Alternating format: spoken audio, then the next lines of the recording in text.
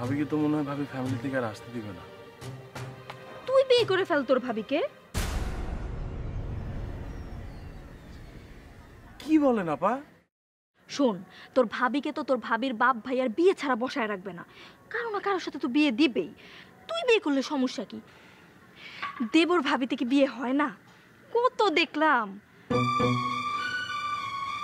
ভাবির বয়সটা কম হইলো, ভাবির সাথে শুধু আমার দেবর ভাবির সম্পর্ক না আপা, মা ছেলের সম্পর্ক। এসব ফালতু কথা আমাকে বলবি না। ফালতু কথা তুই বলতেছিস আপা। আই তুই চুপ কর। আরে এই পিডু কই যাস তুই? আমি যাব তো তোর সাথে।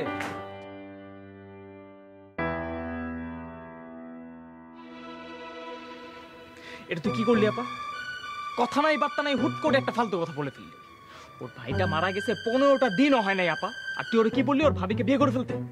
যা বলছি ভালো বলছি। শোন, বিয়েটা হইলে পিন্টুও বাঁচবে, পিন্টুর ভাবিও বাঁচবে।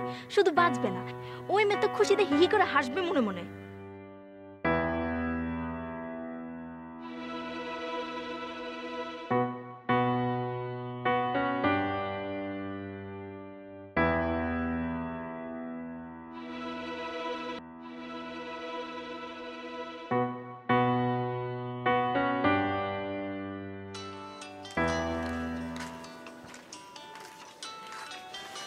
কিরে কে?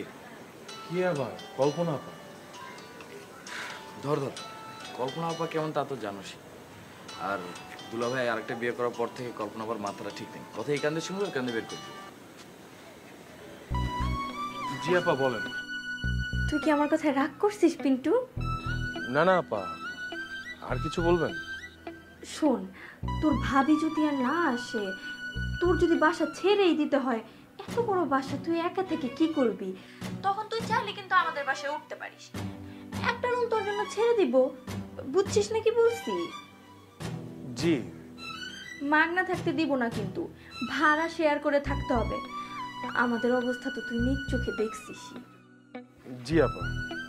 তোর তো আর টাকা পয়সা নিয়ে সমস্যা নাই, তোর বাবা তো এখনো বিদেশে থাকে, তাই না? আপা বুঝছি। আর যদি ভাবিকে বিয়ে করে ফেলিস তাহলে তো অন্য হিসাব।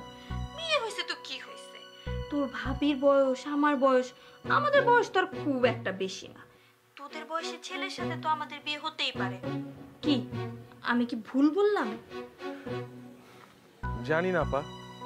মোবাইলে ভিডিও দেখে দেখে তোদের চোখ নষ্ট হয়ে গেছে, শুধু কচি কচি মেয়ে খুঁজিস, ফালতু।